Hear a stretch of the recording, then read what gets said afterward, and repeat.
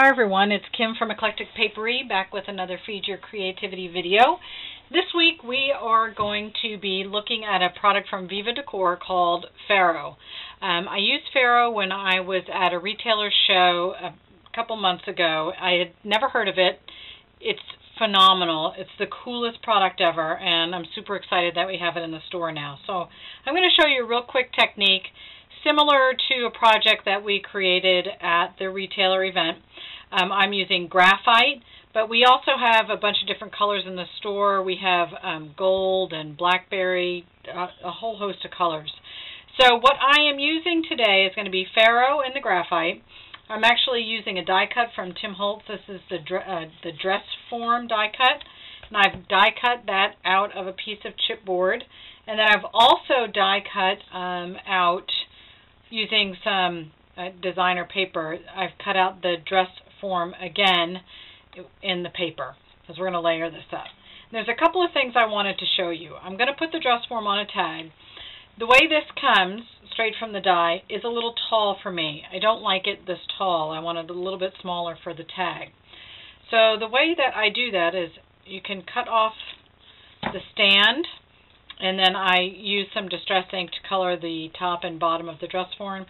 Use a little glue and just put it back on, piece that back on so that you get the dress form the correct height. And you can see I've already done that here on this one. So now that's the right height. So now we're going to get to our Ferro technique.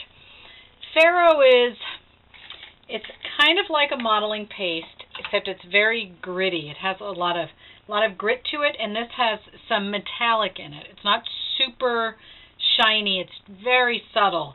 I'm not even sure that the camera can completely pick it up, but I will do my best to show it to you. They do come with this little the little piece of foil on top, and I keep that on there to keep the Ferro from drying out. I'm using a palette knife, and what I'm going to do to start is put a little bit of the Ferro here on my nonstick craft sheet, and then I am going to water it down. I've got a brush here, and what I'm doing is almost creating a watercolor effect with the Ferro on my paper. And I'm just going to paint that on. And again, I don't know if you can see this. I'll have to take some pictures and post them on the blog as well. But what you end up getting when you're finished is this very transparent, shimmery finish on paper. And you could put this on, Ferro can go on any household object. Even on plastic, glass, anything. You can put it on anything.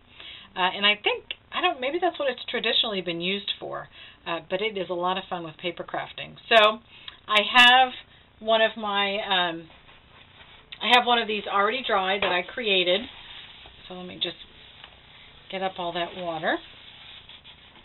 So here's my dress form. It's already dry, and it has that watercolor finish on it. And I'm going to show you another project where I've done a very similar technique, and you can really see it in the background more than the dress form. So now I'm going to use the Ferro full strength, and I'm going to use it with a stencil, and stencils, Ferro, fabulous combination. So this is one of the new stencils from the Crafter's Workshop, and I'm again going to use my palette knife, and to load our palette knife I'm going to put the Ferro on the back. You don't want to put it on the front, and it's like spackling. It really is. It's kind of what it reminds me of. And I am going to put this on. And you can probably hear the sound of this. It almost reminds me of concrete. It's so cool. You have to try this stuff out. I need to try to use it in a journal because I think it would make an amazing project. Great background. One of the projects that we created at the retailer event I was at, we made an album, and we used this on the cover of the album. And it was beautiful on a mini album. Now you are going to want to clean off your tools pretty quickly because Ferro dries and it's hard and it's kind of like concrete. So you're going to want to get that off. But look at this when you pick up the stencil. Ho-ho! Isn't that fantastic? Let me get this up out of here. And let me scrape some of this up so you can see what it looks like. Just get that up with my knife. But look at that. It's so cool. Amazing texture, and it really has a very rough finish to it when it's completely dry. Oh, I just love it. It is beautiful. Very subtle shimmer to it. Really nice. So, of course, we're going to let that dry. I'm going to show you my finished project. I am going to get that Ferro off of there a little bit before we move on. So this is my finished project. This is a tag I created with the dress form, and I just put that, decorated my tag with Delusions ink sprays and some stencils, added a bow and some liquid pearls to my dress form, and now I have a cute little tag. And you can customize your dress however you want with stencils. I also want to show you doing this exact same effect, but on a larger surface with a stencil that's not, the design's not so close together. Just want to show you the top of this. This is the Blackberry Ferro.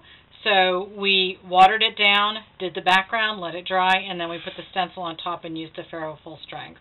And man, I love it. It is beautiful. It has great texture, just like a modeling paste would have, but a little tiny bit of shimmer and a little bit of that rougher texture. You can also see it here. Just use a palette knife and just put the Ferro on, and you get that great vintage effect. Good stuff.